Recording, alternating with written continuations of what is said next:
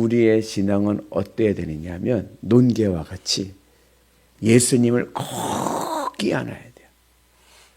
벌어진 틈이 없이 논개가 10가락째 끼고 적장을 꼭 껴안고 떨어지지 않게 꼭 껴안고 같이 절벽에 떨어졌듯이 우리는 예수님을 꼭 껴안고 우리의 마음으로 예수님을 꼭 껴안고 거리를 두지 말고 그리고 같이 있어야 되는 은혜가 있어야 될 줄로 믿습니다. 그래서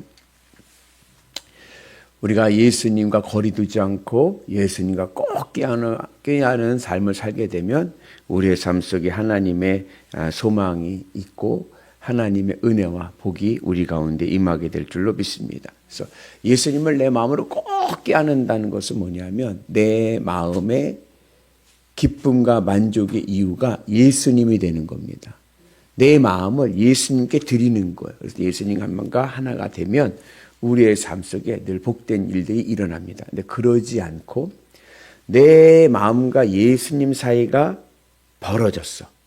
내 마음에 세상 것을 삼고 예수님과 내 마음이 벌어지게 되면 예수님이 뭐와 같냐? 부딪히는 돌과 같습니다. 부딪히는 돌이라는 것은 걸림돌을 얘기하는 거예요. 내 인생의 걸림돌이 내 인생의 걸림돌. 예수님이 나에게 복의 근원이 돼야 되는데 내가 예수님과 사이에 거리를 두게 되면 예수님은요 내 인생의 걸림돌이 되고 맙니다. 그래서 오늘 우리의 삶이 믿음으로 하나님의 복을 받는 은혜가 있기 위해서는 예수님과 꽉 붙어가지고 하나가 되는 은혜가 있기를 주님의 이름으로 축복합니다. 그러면 하나님의 통치하심이 내 삶에 임하게 되고 문제 안에 하나님의 일하심을 보게 될 줄로 믿습니다. 로마서 9장 1절부터 29절까지 오늘 이전 말씀에서는 사도 바울이 무슨 이야기를 했냐면은 하나님의 선택에 대해서 말씀했습니다. 우리가 구원받게 된 것 전적인 하나님의 선택입니다. 이건 하나님의 주권입니다. 그런데 오늘 이 30절부터 33절 속에서는 인간의 책임성을 이야기합니다.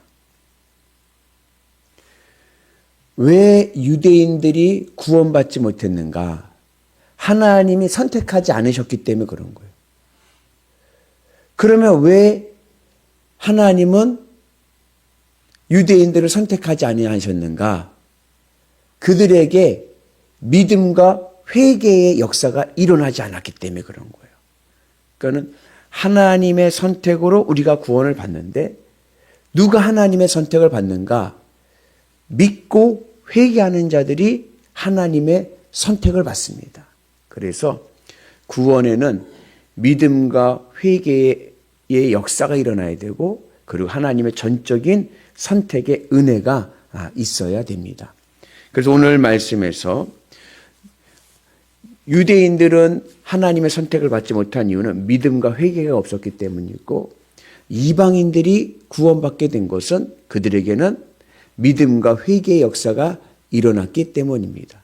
물론 유대인들도 하나님 마음에 들도록 노력을 했습니다. 믿음이라는 것은 내 마음을 바치는 것이고 의라는 것이 있어요. 의라는 것은 하나님 마음에 드는 것입니다. 그러니까 하나님의 마음에 드는 삶이 의로운 삶인 거예요. 근데 유대인들도 하나님 마음에 들도록 노력했습니다. 그런데 그들은 무엇으로 하나님 마음에 들려고 했냐면 행위로 하나님 마음에 들려고 했던 거예요. 그래서 율법을 지켜갑니다. 그런데 어느 누구도 율법을 완성할 수 있는 것은 아닌 거예요. 그래서 유대인들은 결국 믿지 못하고 회개하지 못하고 하나님의 선택을 받지 못합니다. 그러나 이방인들은 그들의 마음을 하나님께 드림으로 해서 그들은 믿음으로 회개하고 그리고 하나님의 백성 구원받는 은혜가 있게 된 줄로 믿습니다. 문제는 뭐냐? 유대인들의 문제는 행위로 구원받는다. 행위로 하나님 마음에 들려고 했다는 얘기는 뭐냐 하면 마음은 다 다른 것에 있는 거예요. 믿음은 내 마음을 드리는 건데 유대인들은 마음은 다른 것에 있으면서 행위로 하나님 마음에 들려고 하는 거예요. 이게 율법주의입니다. 예를 하나 들자면 이런 거예요. 마음으로는 돈을 사랑해. 마음으로는. 근데 돈을 얻기 위해서, 부자가 되기 위해서는 하나님 마음에 들어야 돼. 그래서 행위로 하나님의 마음에 드는 것들을 합니다. 이거는 하나님과 꼭 붙어 있는 게 아닌 거예요. 떨어져 있잖아요. 왜? 내 마음은 돈에 가 있으니까. 그리고 행위로서 하나님의 마음에 들려고 하는 것, 이게 율법주의인 거예요. 내 마음이 세상의 오복에 가 있으면서 하나님 마음에 들려고 행동하는 것들, 이것들이 바로 율법주의이고 이게 바로 기복신앙이죠. 이렇게 신앙생활을 하면 예수님이 뭐와 같이 된다? 부딪히는 돌, 걸림돌이 되는 거예요. 걸림돌. 그리고 결국에는 이 걸림돌에 넘어져서 인생이 깨지고 맙니다.